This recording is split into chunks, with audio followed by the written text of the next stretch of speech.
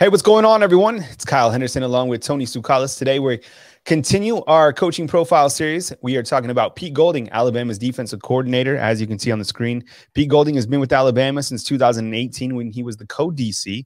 The last couple of years, he's been the official defensive coordinator at Alabama. Here with Tony Tsoukalas to continue this coaching series. And I wanted to bring on Tony because I think with Pete Golding, there's enough dialogue to talk about Pete Golding. I think sometimes he's a scapegoat for every single thing that goes wrong in Tuscaloosa. It's like you're raining. It's like it's because of Pete Golding. And then at the same token, it's like Alabama just went undefeated, and the defense has to be pretty good if you're going to go 13-0 within a complete season.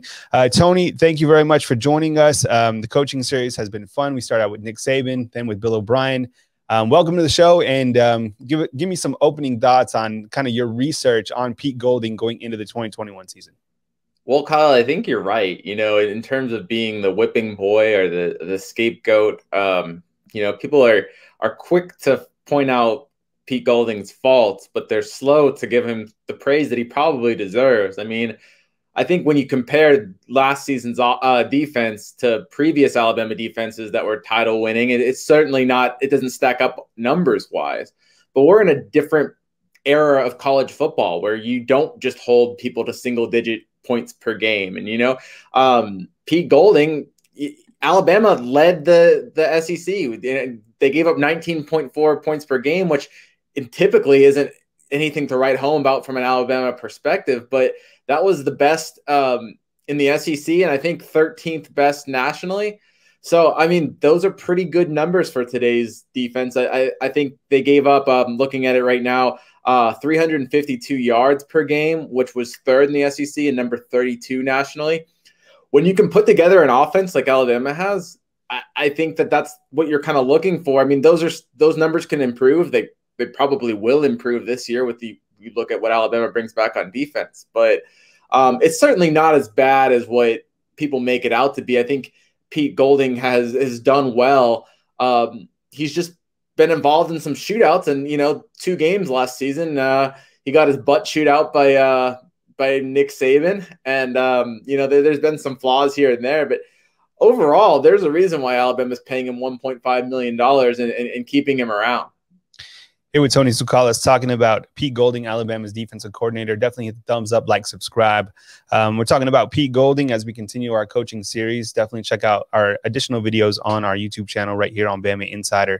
Yeah, Tony, I think you're right. I mean, you look at kind of the day in time that we're in with college football, and you look at the offensive production, and you kind of look how even Alabama's offense has evolved within the last couple of years. I kind of looked to Brian Daboll when he came to Alabama. Alabama's offense really changed, in my opinion, from that standpoint, putting a lot of points on the board, which is going to put Alabama's defense on the field a lot. And you look to that first year when Pete Golding was here.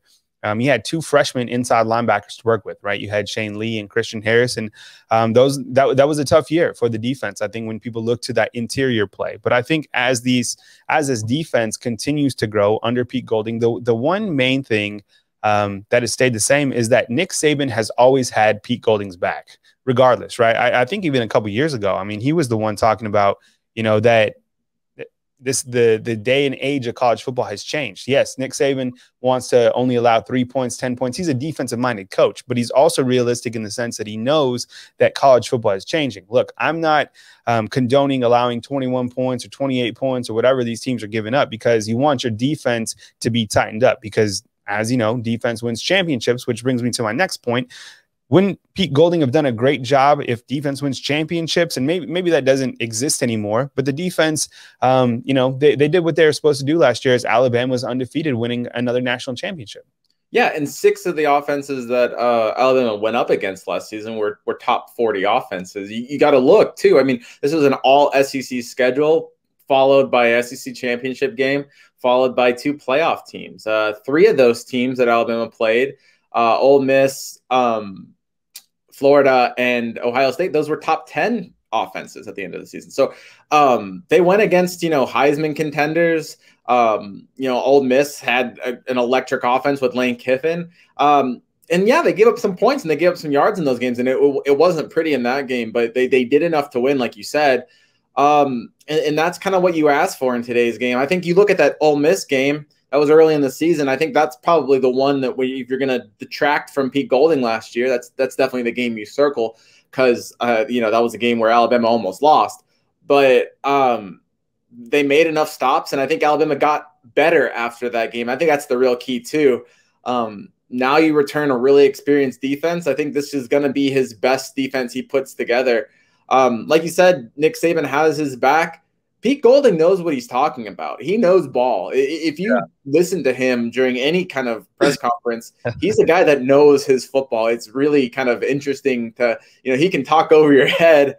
It's really neat to hear him talk about football because he definitely knows his schemes. That's how he got the job. He really blew Nick Saban away in his interview, just breaking down defenses. You know, he's not the guy that's going to show up and, you know, talk his way into a job necessarily. He's a guy that's going to come in and kind of work his way or show his way into a job. And I think he was able to kind of demonstrate that. And that, you know, that's why Nick Saban and Alabama's staff, they have so much confidence in him, is because he knows his football. He knows, you know, whether or not he's been able to always get his players to execute, that's a different story. But as far as the schemes and knowing what he's doing, I think he knows exactly what he's doing. And he does a good job of setting things up. Hey, with Tony Tuscaloosa, a Bama Insider, definitely hit the thumbs up, like, subscribe. We appreciate you more than you know. Tony, I mean, when you look to the past Alabama defensive coordinators, I mean, Pete Golding certainly isn't as big as a name as Jeremy Pruitt or Kirby Smart. I know that Alabama fans would do anything almost to have Jeremy Pruitt come back and be the defensive coordinator. At least that's kind of the feedback that we get on our message board at Bama Insider. You look at Kirby Smart. I mean, you look what he's done at Georgia over the last couple of years. You know, he's had Nick Saban cornered a couple times. And now you have Pete Golding taking over as a defensive coordinator, and he's been here for quite some time. This year with Alabama returning, I mean, as we continue to preview the team, really you're losing Patrick Surtain on defense. Besides that, everybody's coming back. People that follow Alabama football have to be elated about the defense. What are we expecting from Pete Golding and kind of this defense going into 2021? Because it looks like a very promising year, at least on paper, from the defensive side of the football. Yeah, I mean, you lose, you know, one, I guess, big-time player from each level of the defense, because you lose your sacks leader in Christian Barmore and the defensive line, then your tackles leader in Dylan Moses, and then your All-American cornerback in Patrick Surtain. And I guess those are three really big names. But when you think about everyone that's coming back and all the depth they have, especially, you know, up front, I think, you know, the defensive line, they have people that can replace Christian Barmore.